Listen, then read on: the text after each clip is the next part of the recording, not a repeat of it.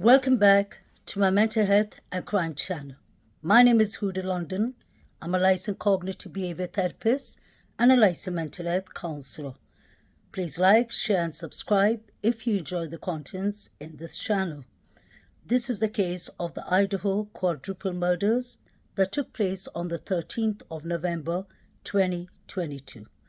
I'd like to start by thanking all my subscribers, all my viewers, all the people who leave comments in my channel. I really respect you all, and I really appreciate each and every comment I receive. Although I haven't been replying to all the comments yet, I intend to get there soon. It's just that I've had so much to do this last 2-3 weeks since I came back from a vacation. I'd like to start by saying condolence to the 4 families who have been affected, all the friends, all the loved ones in Mosco, Idaho, for this horrific tragedy that took place. I'll try, as usual, to be mindful, respectful, and I will make sure I'll let y'all know when I'm talking about facts, when I'm talking about speculations, and when I'm just talking about my own opinion. I'll definitely let y'all know that, because that is really important. This case has gone literally out of hand. We don't know what is the facts anymore. We don't know even if the facts that we receive from the police are credible. I hate to say that, but that's the truth, because there was a lot of mixed information in the beginning of this case, which is really important. But to start with, let me say that this is strictly for entertainment purpose only. Nothing else but entertainment purpose. I personally believe to figure out what really happened in this case, we don't have the facts yet because the case is still in trial, or it's on its way of picking the jury members. We have Judge John Judge, who is looking at the evidence, the DNA, the genealogical DNA, to see if this is something that he can turn over to the defense attorney. That would be Ann Taylor and her team. I always like to go back to the beginning of this case. That's the reason most of the clips that you'll have seen in my channel, some are rumors, some are speculations, which I've already mentioned, but they all are from the beginning. In every case, I love to start with the beginning of the case because a lot intends to be changed. Not by law and enforcement necessarily, but by people, by the public. People understand information in different ways. So some people may kind of change it.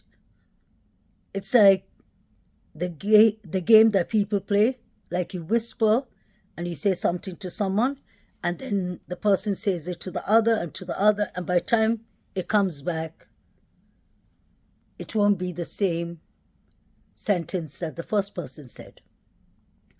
So it just shows human beings, we all have different ways of thinking. We all have different ways of accepting things. We all have different ways of understanding things.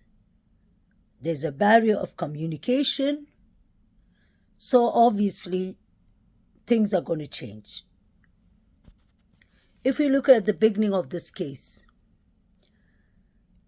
when the vandal alert came, and 911 was called before that, the vandal alert was put out around 3 to 4 in the evening.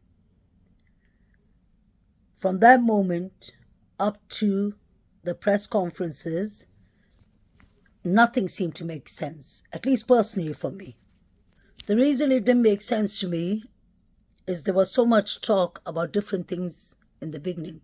Let's start with the governor himself. Governor Little of Mosco, Idaho, said that this was a crime of passion. That is a big word.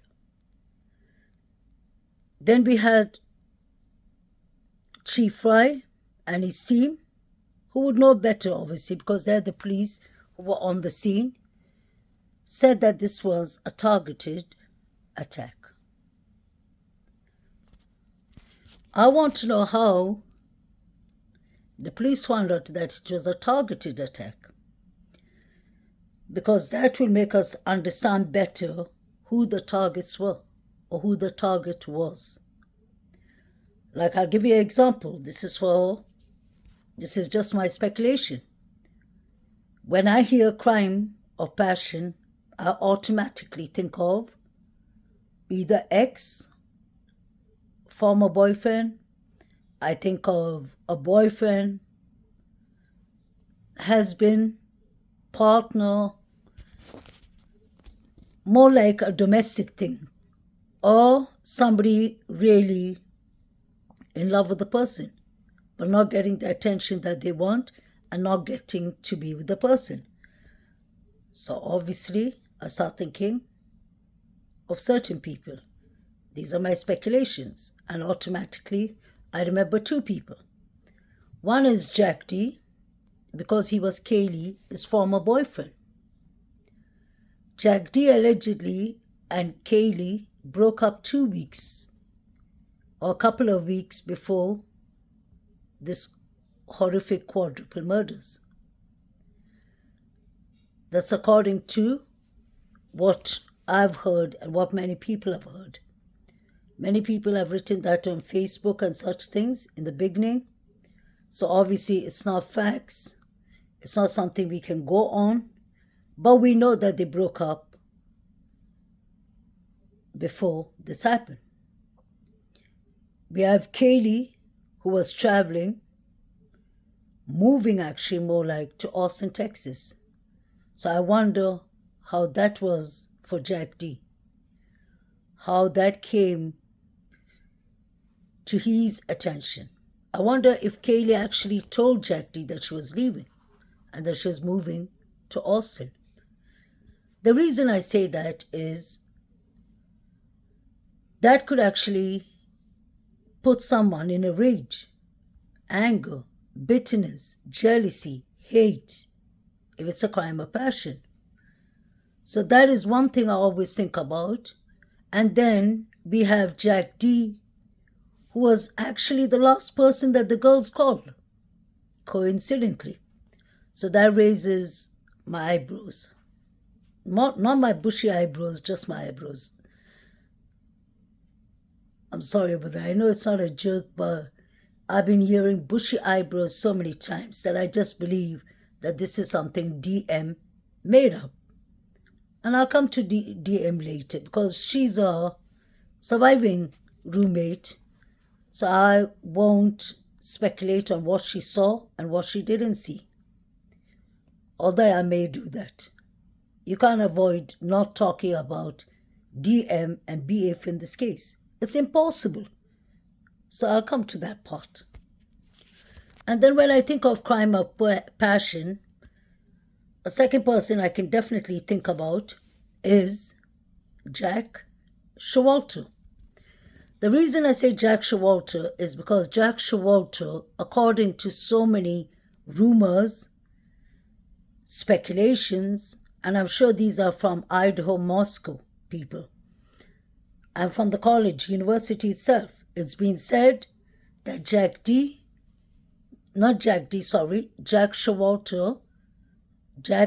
Showalter was kicked out of his fraternity, that is Delta Tau Delt.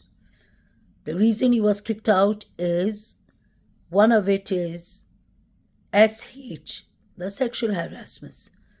Obviously towards females, it could be towards male, but in this case, it was towards females.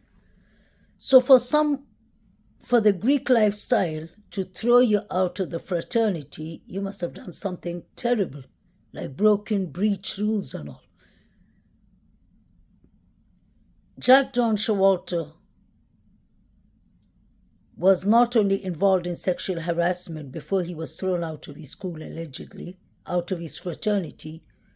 There was this incident on that same day, awful day, that Kaylee and Maddie went to the Corner Club. Now we have certain people in the Corner Club that we need to pay attention to, at least according to my beliefs. We have Jack D, who the girls were standing and talking to. Jack D was the last person the girls called before something awful happened to them. And we have Jack John Showalter. Jack John Showalter is really important because he was following the girls home. We saw the picture where they all were standing in the Corner Club and talking. It wasn't actually overcrowded.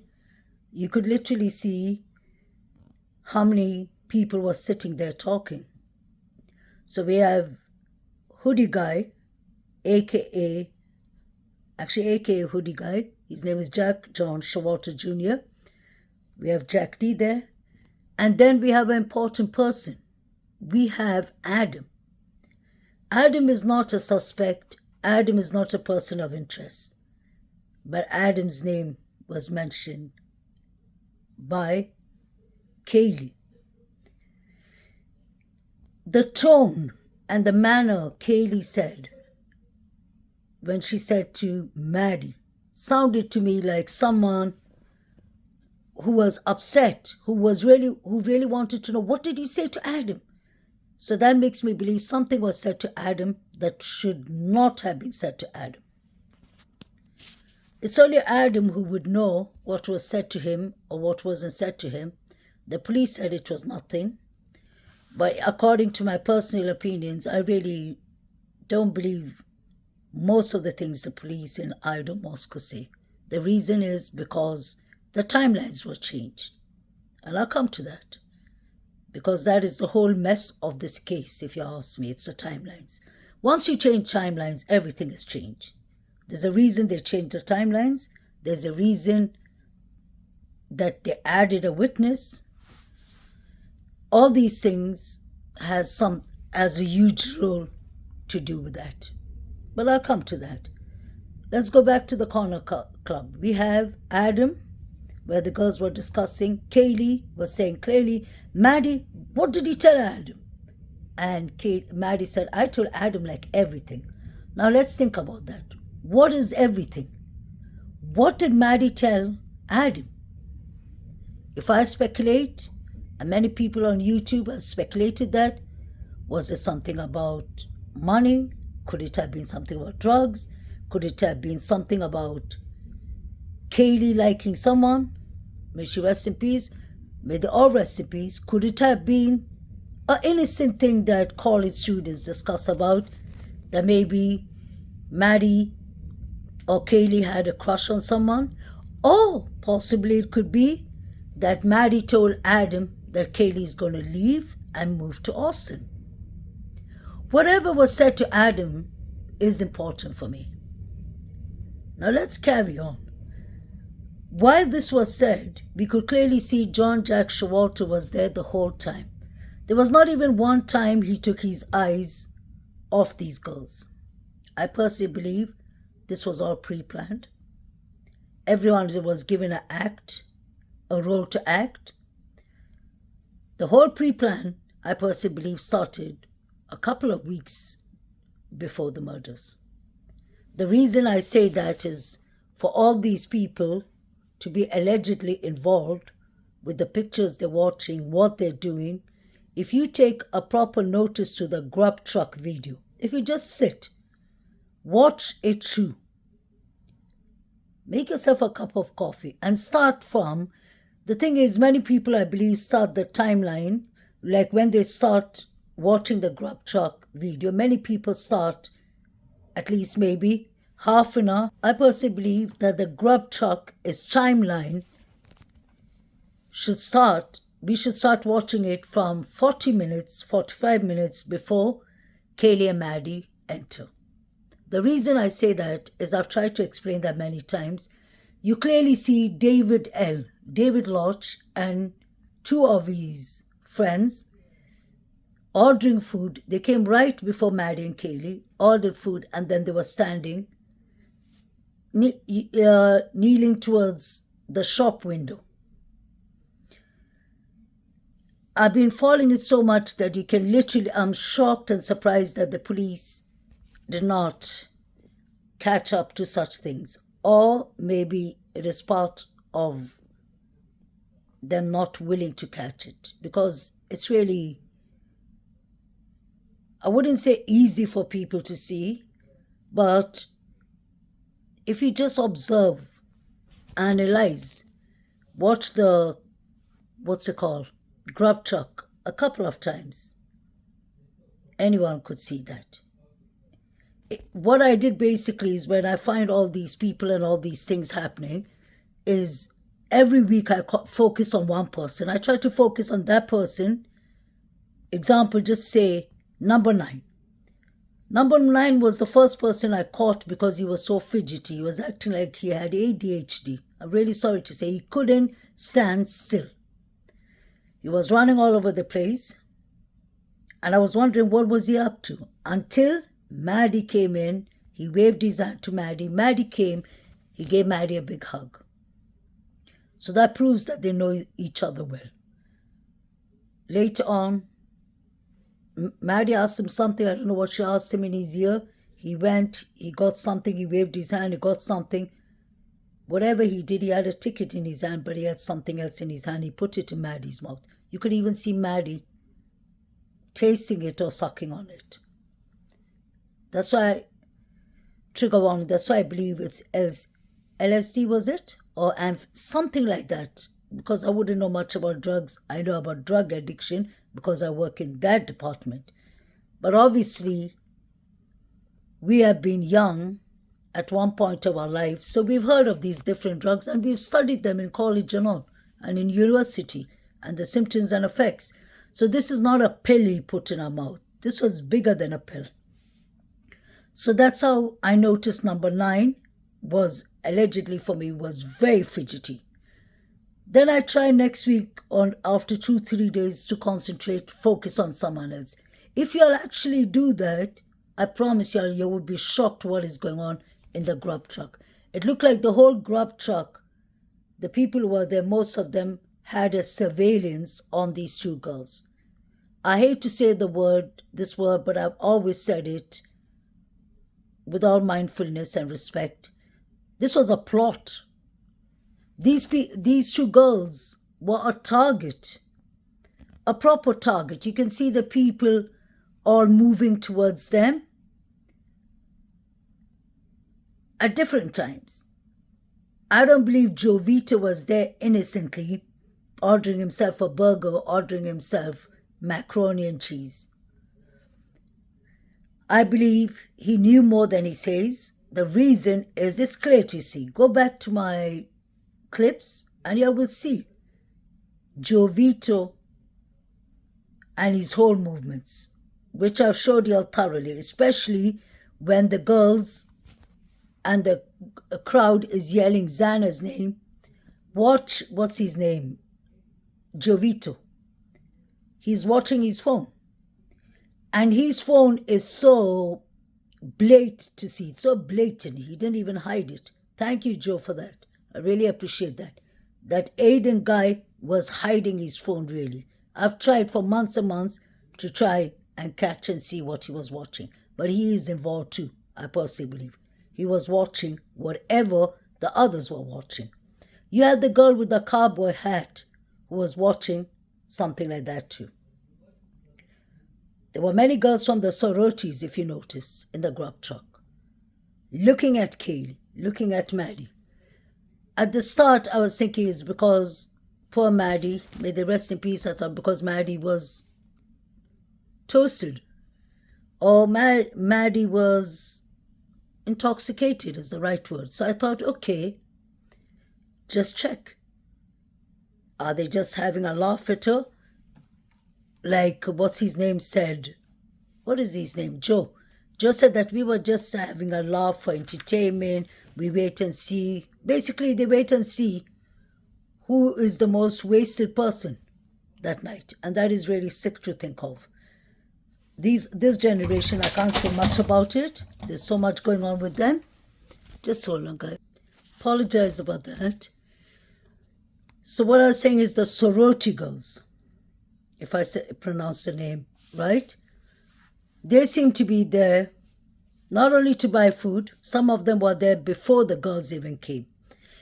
This looked like a pre-planned thing that everyone in the grub truck had a role to play, if it makes sense. So I would say my own personal opinion that they had surveillance of these girls. The sad thing is that the girls did not know that they were targets that night. Ethan and Xana were targets too, but the sad thing is we can't see what happened in the Sigma Chi, and we can't see what happened after that because there's no cameras there. And I find that to be strange, to be a red flag, because the president of the Sigma Chi said clearly to News Nation, to Brian Enton, he said we don't have cameras outside or inside the Sigma Chi.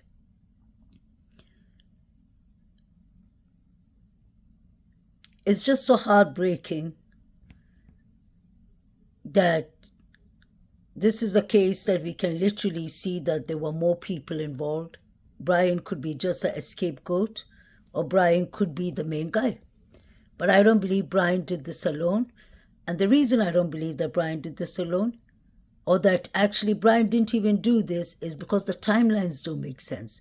Once timelines don't make sense, nothing is going to make sense. Remember that in true crime. Timelines is extremely important.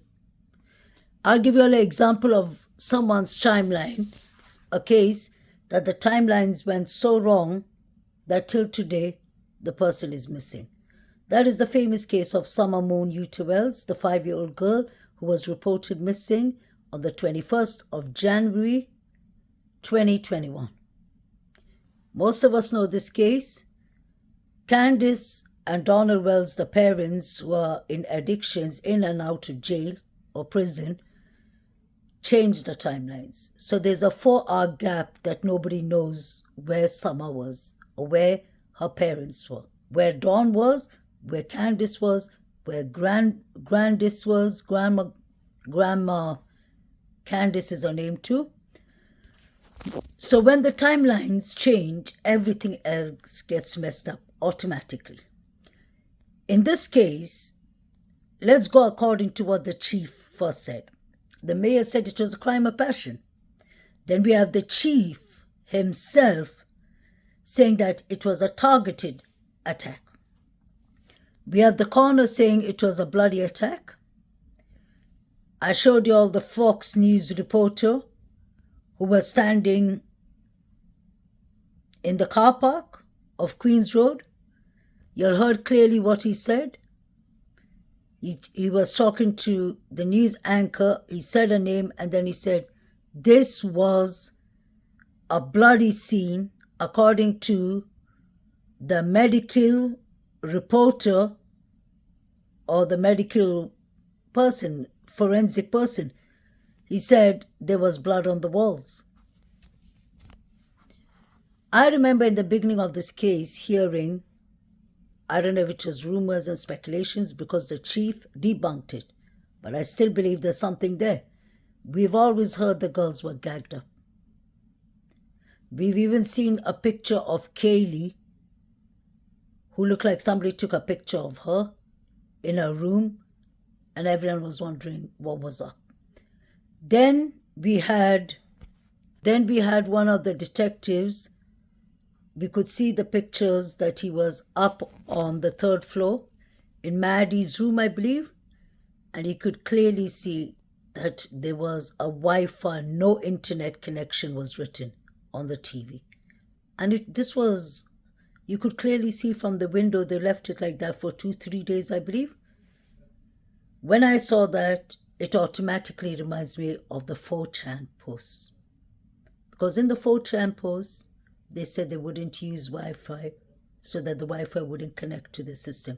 So I think the police took out the Wi-Fi system to check if anyone was near the areas or if anyone entered the house. So let's get back to the timeline, which is extremely important. The chief said that it was a targeted attack. Now we have the mayor saying that it's a crime of passion. Then we have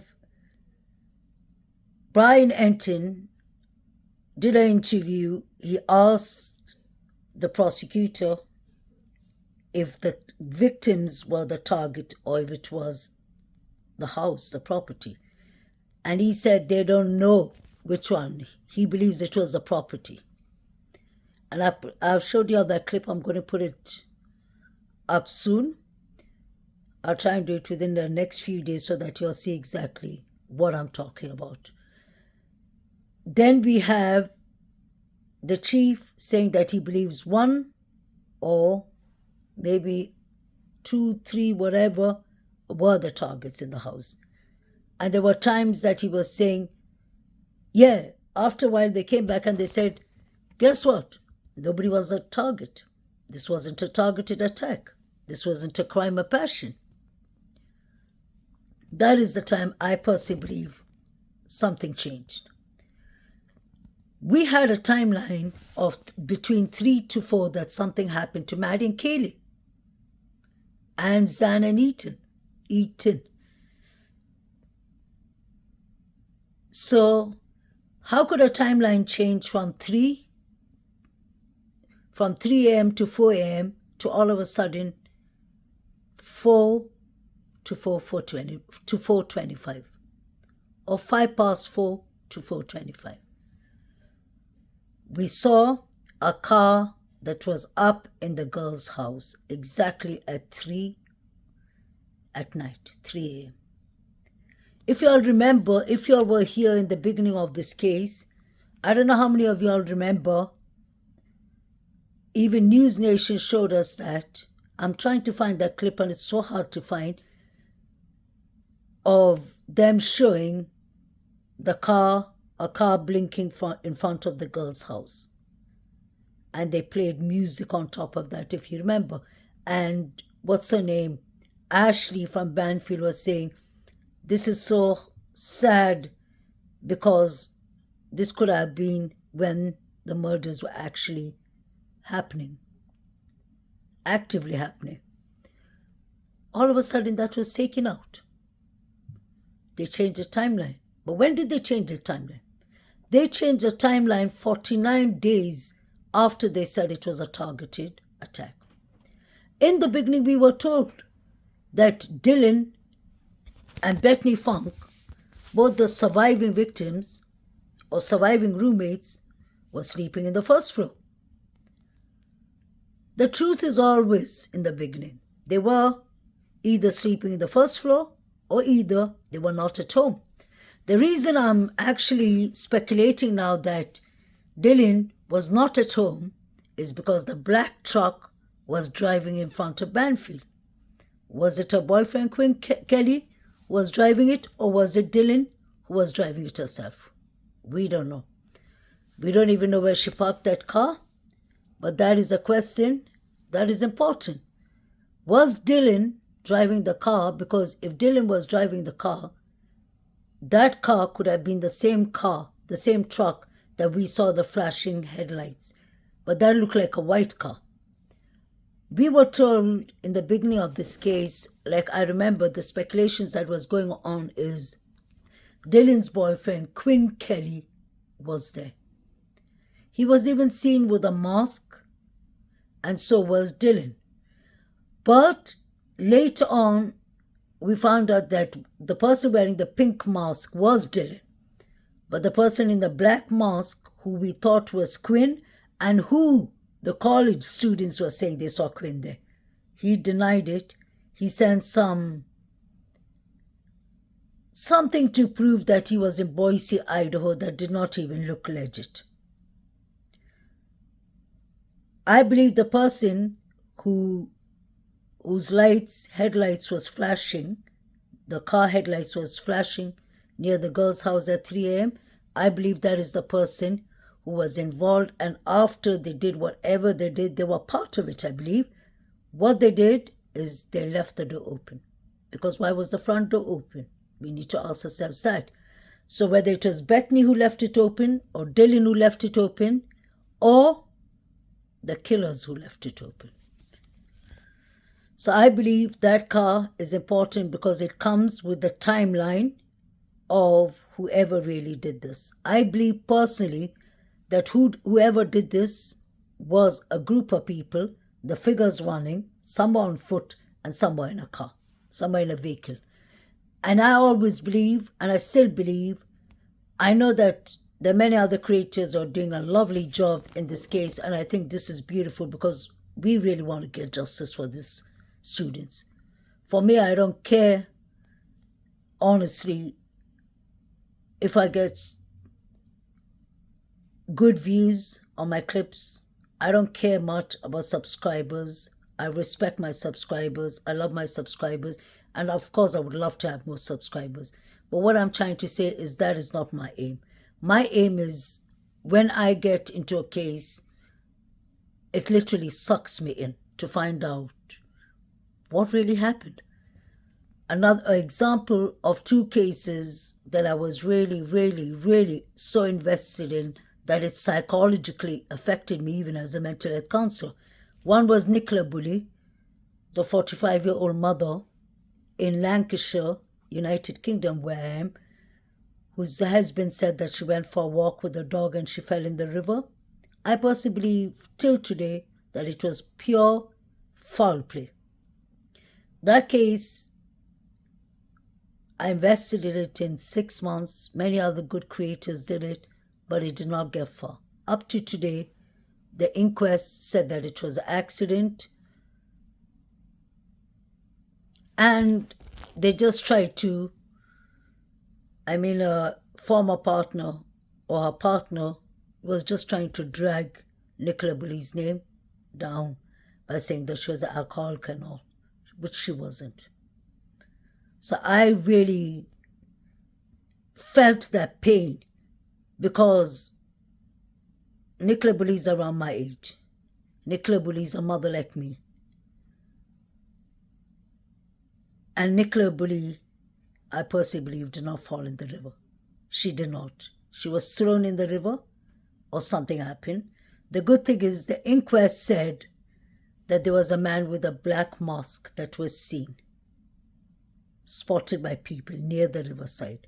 Something happened to this poor woman. It could have been job related because she was a real estate agent and such things. So that was one case that really, really got me in, and I really got disappointed of the results, that nobody was charged for murder, but I really appreciated the fact, and that's why I left the case, because it's not good to drag on. If the grandparents of Nicola's children said leave it alone, I thought of respecting it, leave it alone. The good news that came out of Nicola Bully's case is that it was proven in an autopsy that she did not have any alcohol or drugs in her system. I'm smiling because I really appreciate that. Even Nicola defended herself from the other side. Her voice was heard because the autopsy doesn't lie. The autopsy showed that the poor woman had only paracetamol in her system. So husband Paul, or former boyfriend or partner, fiancé, I don't know what he really is. He's just a crooked man. Paul Ansell wanted to drag this poor woman's name down. So thank God that we found out in the inquest that the autopsy showed that Nicola had no alcohol in her system. He made her look like she was an alcoholic, that she couldn't function without alcohol, and that she tripped and fell in the river. That was one case. Then the second case was actually before Nicola Bully. Up to today, my heart goes out. I always think about that case because that case is still not solved. That is Summer Moon Uterus from Tennessee, Rogersville, Tennessee, Hawkins County. It's just that the parents are so full of it. I wish they were arrested for child negligence, child abuse, child endangerment, for being foolish, for being stupid, for being liars, for making a show out of the poor 5-year-old girl, trying to benefit out of it. That is a very sad case. I wish they took it to the grand jury, just like the West boys from California. You'll remember Trezell and Jacqueline, the two evil people who killed these two children that they adopted. I was working on that case too, and that was the first case a solution came, so I was really, really happy that evil people were taken out of the street. Summer Moon YouTubers, this case, I do get some comments from some people that I've had on my channel since I started my channel, and I really respect them. They know who they are. And they were recently telling me, my channel, Huda, you need to go back to Summer Moon YouTubers, this case. I intend to do that one day, but not right now, because the Idaho Mosco case is just so complicated. And the sad thing with Summer Wells' case is I eventually will go back to Summer Wells, but there's no new updates, just like the Idaho Mosco. But Summer Wells' case is so different because it's her parents. Everything points out to the parents. They were the ones to last see her. And the other sad thing, the thing that broke my heart, one of the reasons I don't work with Summer Wells' case anymore is the YouTube creators who are working with Summer Wells' case. And I'm not afraid to say that without mentioning names, they have just taken it upon themselves to make it more about them than Summer Wells. And that is when things go wrong. When we think we are bigger than a case, we have a big problem. Because then the poor victim and the family are not getting the justice. In this case, the grandmother, the father, and the mother don't deserve justice. They deserve to go to prison, according to my opinion and many people's opinion. They're not even searching for the 5-year-old little girl. So that just proves that they did something. Moving on to this case. This case, I started the Idaho Mosco case in November. Exactly 16 November when it came out, 13th November. I made a couple of clips and then I left to Nicola Bully's case because I saw that many people were doing this case and I couldn't see anything coming out of this case yet. Then they arrested Brian Koberger and we're waiting for the trial and the pre-hearing and everything and the grand jury now and a lot of things. But then when I came back to this case, I remembered I saved a lot of things in my computer. One of the things I saved was the Banfield video, which is obviously everywhere. What I mean is the reason I saved it is because I could see there were really dodgy characters in this case. I saw Saeed's hand and I've exposed it many times. The more clearer I see it, his whole thumb, his finger, the middle of his hand between his thumb and finger are cut badly. He couldn't have just cut himself. Isn't it strange that he was actually right next to the crime scene? I don't understand how the undercover police did not ask those boys to take their hands out of the pocket. Saeed's hand, he was holding his mobile. It was so obvious to see.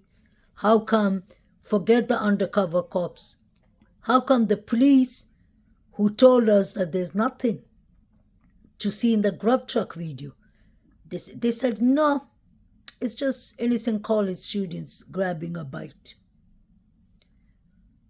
And then the Banfield video, they said there's nothing there. There were 5 figures running or 4 figures. If that is not a red flag, I don't know what the detectives were working with. Then you have the grub truck video.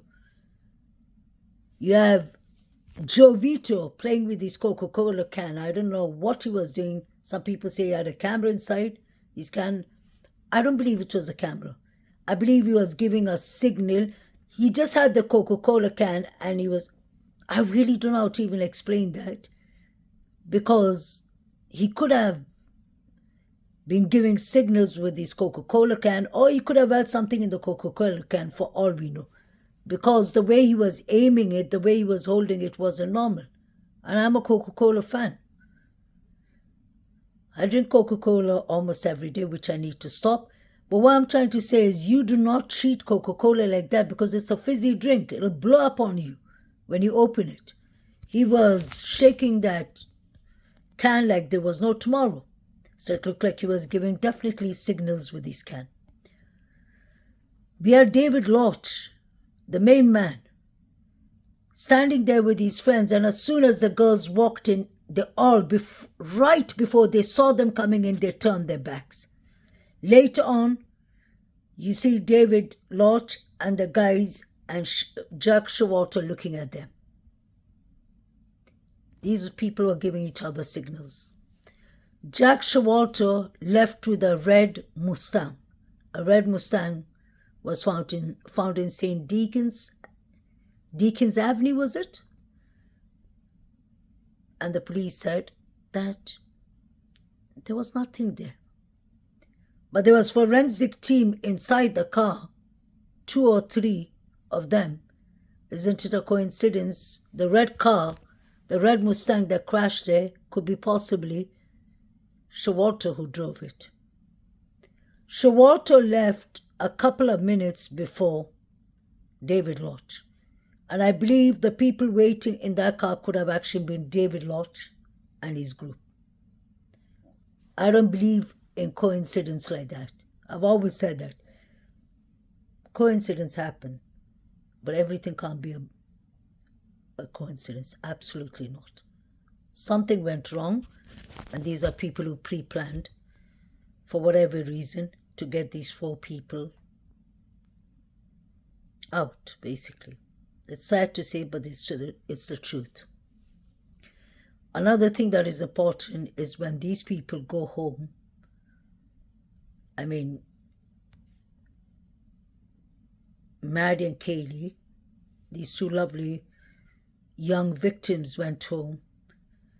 I believe that, this is what I really believe. I don't believe that Maddie and Xana and Ethan were there. I believe the girls just went home. They assumed that the couple were in the room. They went straight to their room and they were talking and whatever, laughing and all. And they must have seen something or heard something. Because Alivida, Kaylee's sister, clearly said that Kaylee does everything that she's supposed to have done. She walked the dog. She said she let the dog out. I would love to ask Alivida, if she's listening, what do you know about the dog? Did Kaylee and Maddie let the dog out that night?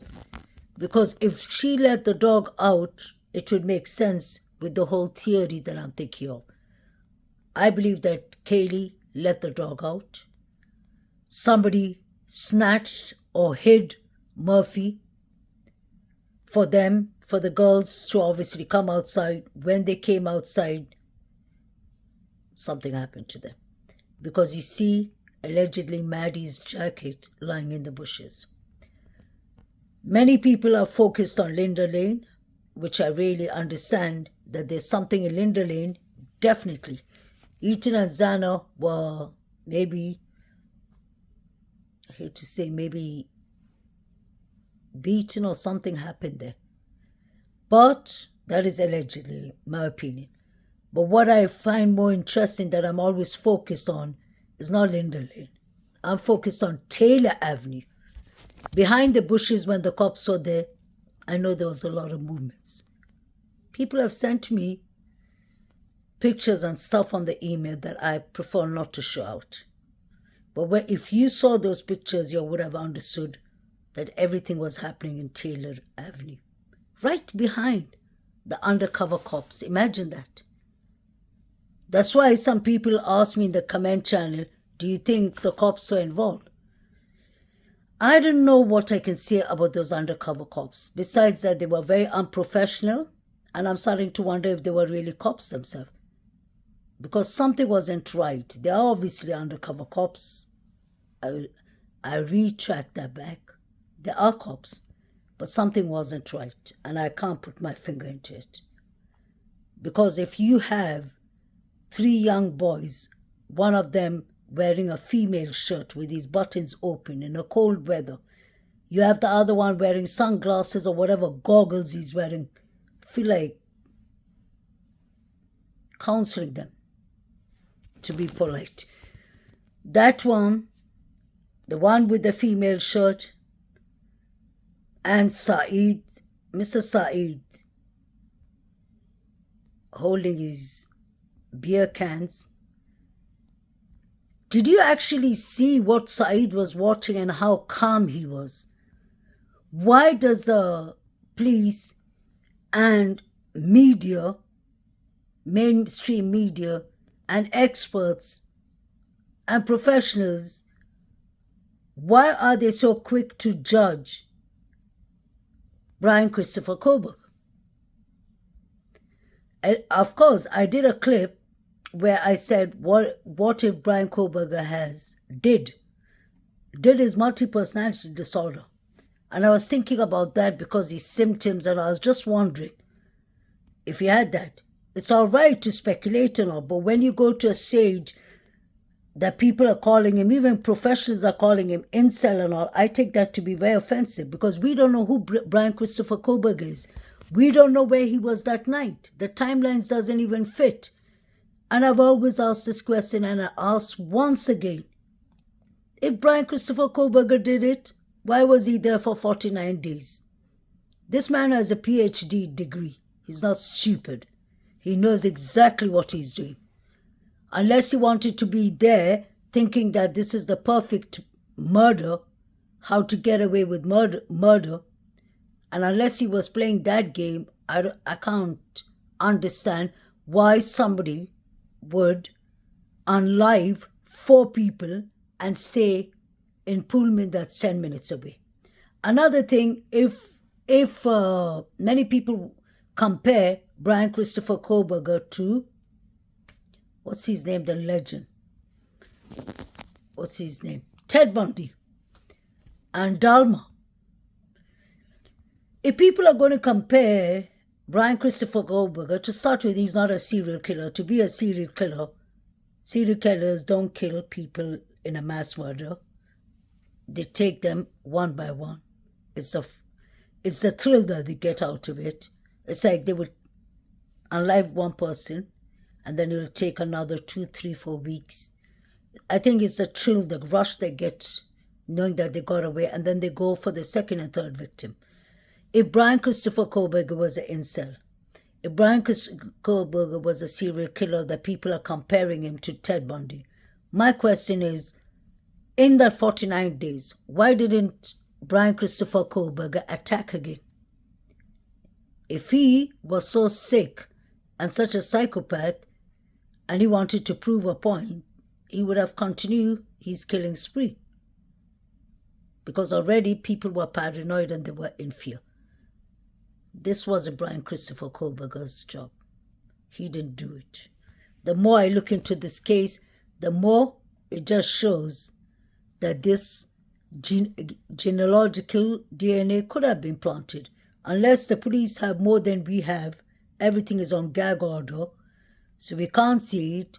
But what makes me believe that Brian Koberger is a scapegoat in this is because the timelines don't match. If the timelines matched, I would have understood. Once the timelines is messed up, everything else is messed up. Remember that. How did it go from 3 to 4 to 4 to 4:25? Where is the delivery driver who brought the pizza, or who brought what was it called? Jack in the Box? Where is he? They said that Zana paid contactless. Why didn't we see any driver? So I don't blame when people speculate, was the driver Emma Bailey? I can't, although sometimes I don't agree in some things with people, I can't disagree, because every opinion could actually be right. All of us could actually be right, because this is something we can clearly see in our eyes, that this is the Greek style. The Greek lifestyle did this. The sororities did it, and the fraternities. I'm saying it loud out there. The reason allegedly I say that allegedly is everything happening in the grub truck, corner club, Banfield. All three of them proves that it is the students. So what is happening? Is it that they're protecting their students and the reputation of Idaho Mosco University? It has to be. Because if that comes out, explain to me and tell me, how many people are going to enroll? How many parents are willing to send their children to a college that is known for quadruple murder? I believe hardly any. That is why within the 49 days, I believe, the white Hyundai, I believe there is a white Hyundai, that was at the crime scene. I actually do believe that. But I believe that Hyundai was there at 3 a.m., flashing its headlights. It was definitely that one. And whoever was in that car was one of the killers. The 4-5 figures running definitely were involved. Saeed and his hands. Saeed, if you ever watch this clip, what's up with your hands? I heard that David Lodge and one of his other friends allegedly went to the hospital. I don't know how true that is, for injuries on their hand that same night. Brian Christopher Kohlberger could have just been driving. He could have been driving to get trigger warning drugs. He could have been driving to get anything. He could have been going to Queens Road, for all we know. Or he could have just been a peeping Tom. But for them to say, without proper evidence, that he came in, did this bloody crime. Remember, there was red liquid on the walls. Fox News told us. We saw red liquid in the kitchen. I think this was the students that had fantasies to kill. So simple. Just like the 4chan post said. I really believe that. I believe these were people. Somebody wanted Kaylee gone. I hate to say that. Somebody wanted to make sure that Kaylee doesn't leave and go to Idaho, Mosco. And I'll end by saying I believe something happened to Ethan and Xana in Ethan's red Jeep. And I believe the golf sticks could have been used on him. I wonder why his parents did a second autopsy. This is all not confusing. This is all getting to be a cover-up. Allegedly, the way I see it. And I never talk without doing research.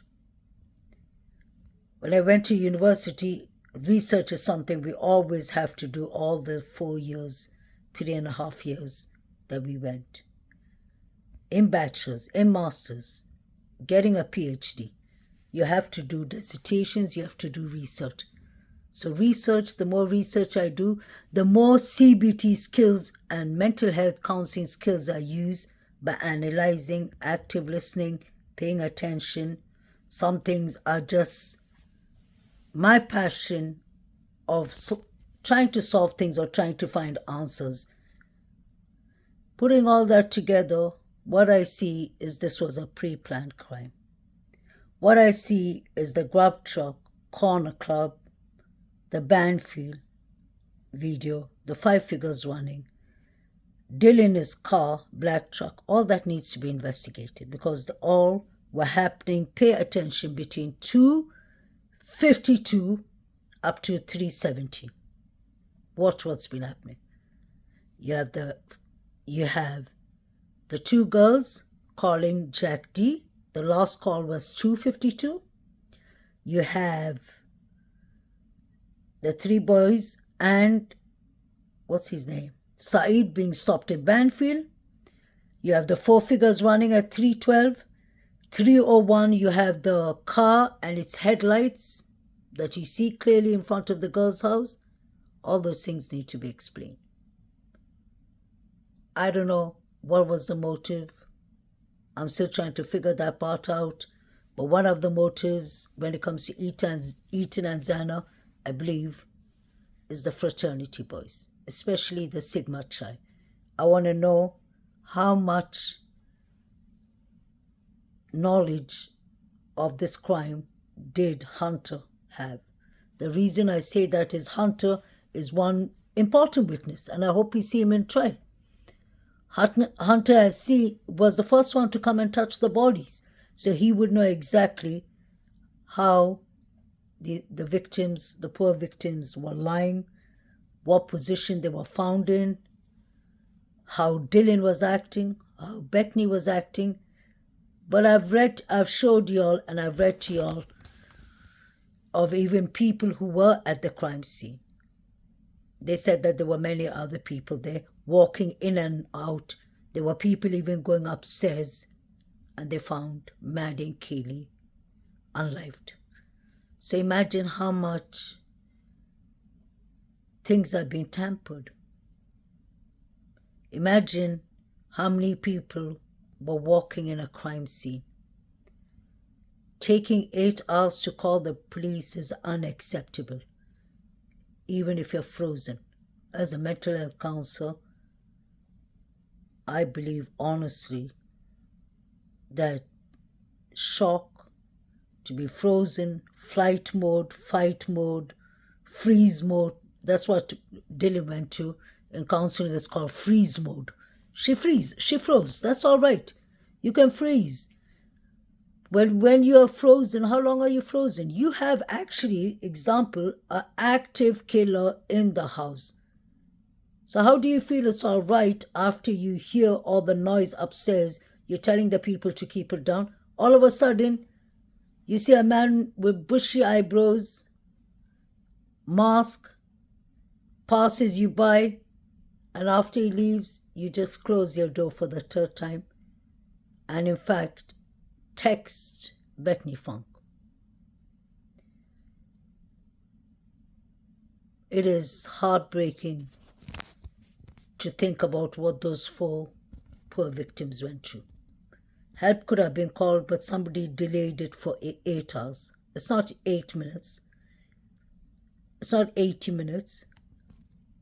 It's not 2 hours. It's not 6 hours. It's 8 hours. And that is the important question. Dylan is supposed to be in survivor's guilt. And now she's partying. It's just, I know life goes on. And they're young. She has to go on, obviously. But it just doesn't look good for her. And I wonder why her lawyer didn't warn her about that. He should have told her. I heard her stepmother's a lawyer. Why didn't they give her legal advice and say, if you're going anywhere, make sure you go somewhere that people don't come after you and take pictures and all. But it looks like she was willing to take the party pictures. If you've seen the pictures, it's on Daily Mail, I believe, yeah. Even Daily Mail was talking about it. Surviving roommate, his parents said she has survivor's guilt, but yes, she was outside partying. BF and Dylan know exactly what happened. That's what I believe. I don't care what people say. Some people may say, yeah, they're victims, leave them alone. I'm sure they're victims. Everyone's a victim. Everyone was a victim that night. But there had to be a reason why those 2 survived and the other 4 were unlived. That shows automatically it is a targeted attack. And the 4 people were all targets. I don't believe that Eaton and Zana walked into something and they got killed.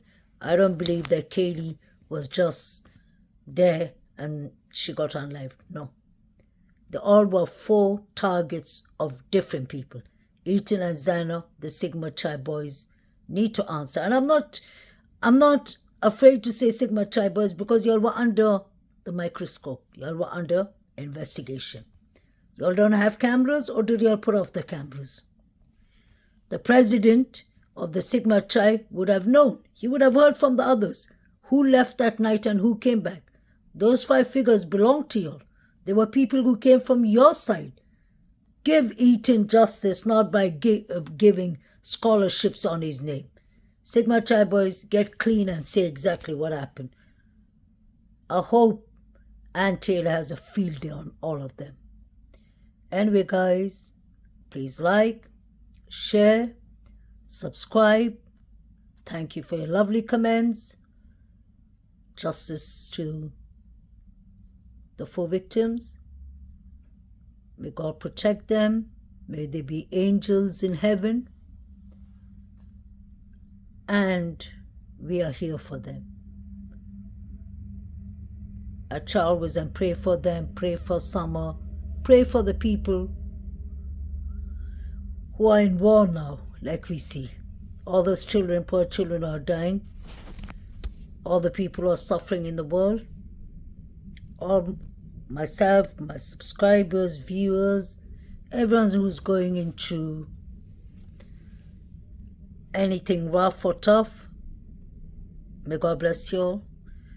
But I hope that the 4 victims' parents, family, loved ones get the justice that they deserve.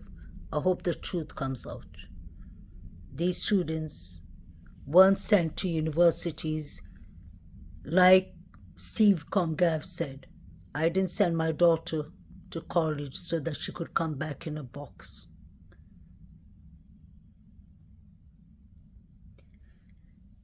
Nicola Bulley's case, her boyfriend, I'll never forget, said in his interview, and he looked so guilty. He kept on saying that sentence that has stuck with me for so long. He said, someone knows something. Something has happened. Something has happened. Someone knows something. Find out what it is. So someone knows something. In fact, the whole college knows everything. And I believe quarter at least, of the things WSU Kim was saying, I do believe. I really do believe that money could have been involved. Not for all 4, maybe for 2, maybe for 3. But I really believe crime and passion was involved. I really wonder where Hunter was, where Jack D was. The people we don't see on the video are very important to know because they could be the figures running. Please like, share, and subscribe. Have a lovely weekend.